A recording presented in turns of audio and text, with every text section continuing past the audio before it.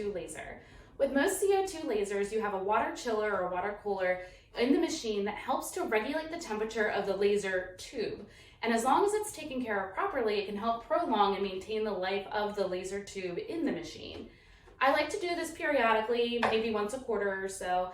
And what I do is drain the water from the laser completely and make sure it's flushed out to prevent any kind of algae or bacteria from building up inside the machine. This can dull the beam and just cause problems in the long run. So I'm going to drain it and refill it with some fresh distilled water, and then we'll be ready to go. So if you want to see how this is done, come check this out. Before we get started, I'm just going to show you the couple extra things that I use to help drain the water chiller. They're not necessarily things that you will need, but it sort of helps me out. The first thing I did is I picked up a radiator funnel in the automotive section to sort of help drain the water chiller. The valve is really low, and I'm hoping that the water can go in here and then sift through into a bucket. So you'll need a funnel.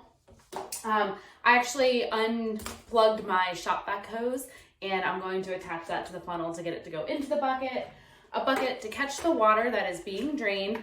I have a scrap towel just in case there's any water mess that occurs. And then I have a regular funnel that I can use to pour new distilled water back into the machine. This is what the back of my machine looks like. Right here is the cap that I am going to unscrew and take off to put water into the machine.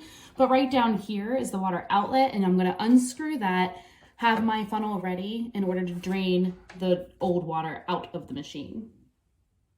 As you can see, my water is still at normal levels, so it's not necessary that you want to rely on this indicator. You just want to make sure that you can be diligent in making sure that your water is still clean.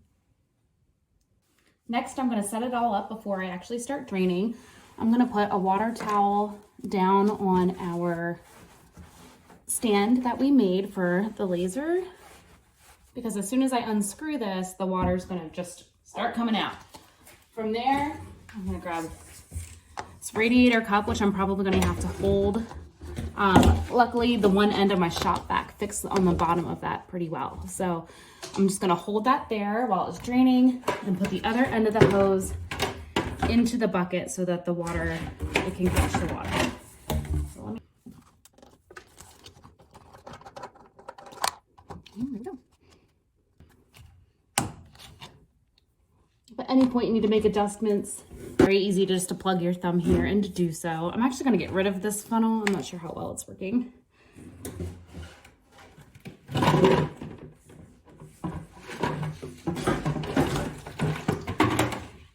And I'm just going to put the shop vac hose up there to see if that can do better for me.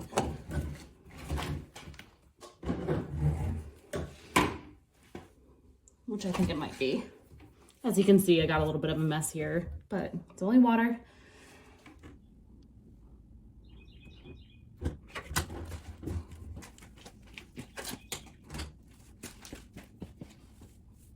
So as you saw about halfway through, that radiator funnel really didn't do anything for me because it was still too big for that smaller area. So I am probably just going to go and look for a small plumbing tube or drainage tube at the Lowe's or Depot and see if that'll just work a little bit better. But I ended up just using my shop vac hose and it worked fine.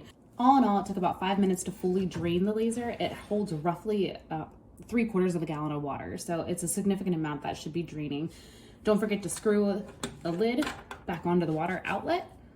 Have your distilled water ready to go, and then you can unscrew the water inlet.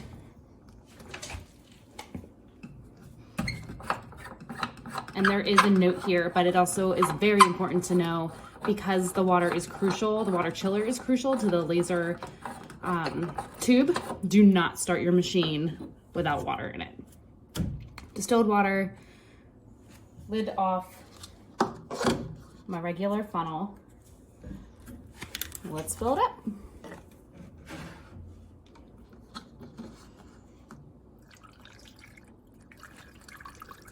You can start to see the line moving as my indicator.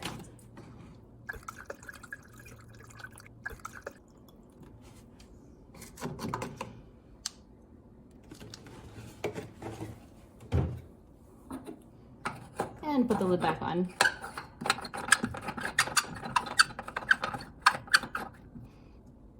full. Still have some water left over for next time.